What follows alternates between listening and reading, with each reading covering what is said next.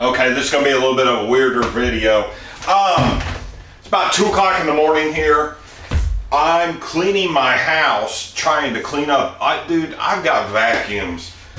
Dude, I have vacuums everywhere in this house. And I don't mean to get too personal, but dude, I live in a 600 square foot square. Draw a square and just figure 600 square foot, and that's where I live with no hallways. Nice house, completely remodeled it, but I got vacuums in my living room. I got vacuums in my exercise room, in my office. I don't even have furniture in what would be my living room. It's my office with the computer set up. I've got vacuums over there, and I've got vacuums in the bedroom. So all the vacuums are coming out of my house, but I found this. This is the original cordless Dyson. I think it's like a DC35. I'm not real sure. Yeah, it is. It's a DC35 multi-floor model. Believe it or not, I use the app OfferUp because I don't use Facebook Marketplace, because Facebook is tied into the Department of Defense, just like Twitter. And you wonder why the Taliban was able to organize on Twitter. It's because they allow them to do it. That way they can track them and whatnot. So, you know, I mean, a lot of people say, well, had the Afghans weren't able to fight and all this and that. Well, Jack Dorsey on Twitter let them organize and basically take over Afghanistan, and the government let them do it. So anyway, this vacuum worked when I bought it, and the battery went dead, and I tried to charge it and it wouldn't charge. So I just stuck it in the closet. So I did watch a couple of tutorials on this vacuum, and what I did notice is no filter. We're going to get into this here in a minute. The filter on these models, from what I saw, do cause problems. There's sensors in there, and this is the coolest thing. This is one of the first model of cordless vacuums, and you press this back button and the battery drops out of it, so you could buy multiple batteries. After this series, the lithium-ion battery technology wasn't very good back then. After this series came out, they went to the Dyson V6 model, and they put screws in the battery so you couldn't replace it. Then they built the Dyson V7 model. Screws in the battery, can't replace the battery. Dyson V8 model, screws in the battery. Dyson V10, screws in the battery. Dyson V11, screws in the battery. And they finally came out with, I believe, the Dyson V15. The big Dyson V15, $500–600 vacuum. You can finally replace the battery. It took them 1, 2, 3, basically 3 generations from the original before they realized that the customer wants a removable battery. So you can just, maybe the Dyson battery tested those V7, V8, V10s, and maybe the engines wouldn't hold up for warranty purposes. So they just needed to cool down. But anyway, we're going to try to fix this. I did get a filter, and I did get a new battery, and I just got the new battery off the charger, and I haven't tried it yet. So we'll try to get this thing working, but as of right now, this thing does not work at all. Okay, so what we have here is we've got a new filter. There's the charger. And what the only thing that, and they learned from this, Dyson learned from this, inside the battery is a little pin to charge the battery, and they went away from that.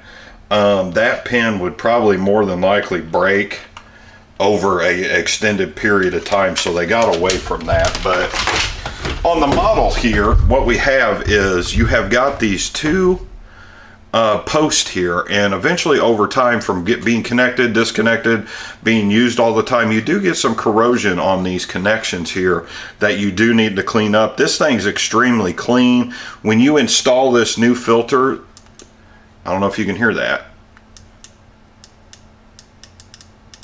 there's actually a sensor switch inside the bottom of this vacuum, and if that filter does not press against that sensor switch, this vacuum will not run. So this is the vacuum here, and the filter here, and these were very inexpensive. I'll put some links below if you need to purchase these for this vacuum. You can go ahead and check it out, but you need to press against that switch there.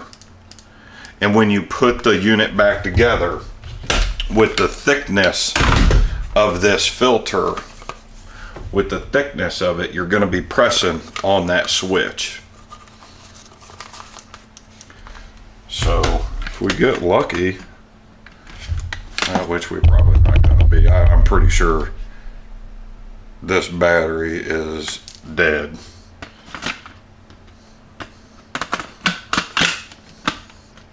Oops. We'll be able to turn this thing on. And it's not turning on at all.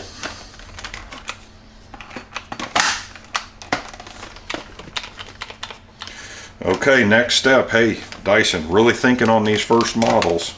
Man, that battery's done.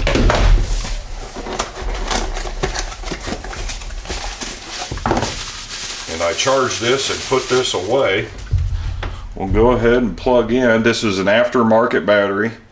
The battery is actually for a DC34. I remember when I bought this battery that there's different connectors here and there's different pieces here, so you have to make sure that you buy the right one, because there are models of batteries, the DC series, that the batteries are made different and this unit is made different. All of these do not have removable batteries. So what do you know? And if you look at this, it's real familiar with this filter. This is kind of the same V6 style that you have the removable back filter, and you could put like a HEPA type filter. I don't know if these came with HEPA filters or not, but I guess what we need to test now is that it actually powers the head unit. Ugh. And don't quote me, but I actually believe that the V6 series, some of the V6 series might actually work on this. So, and ooh, this thing's dirty. This thing's really dirty. Oh my God. I'll have to clean this up. I actually planned on, the reason I bought this was for the church that I clean. This thing was a little bit smaller, and I thought I could get underneath all the pews really well, because I don't need a lot of run time to get underneath all the pews in the sanctuary. But that church that I clean, it's so strange. It's the only janitor closet I've ever been in that the janitor closet doesn't have an electrical outlet in the closet, so I can't charge it.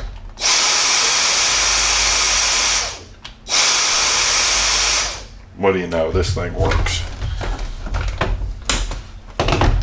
I'm gonna go get a V6 rod and see if it works.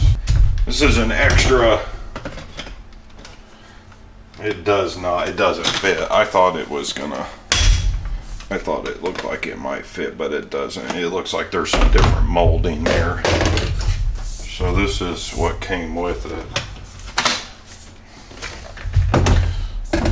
And we'll just plug our unit in here.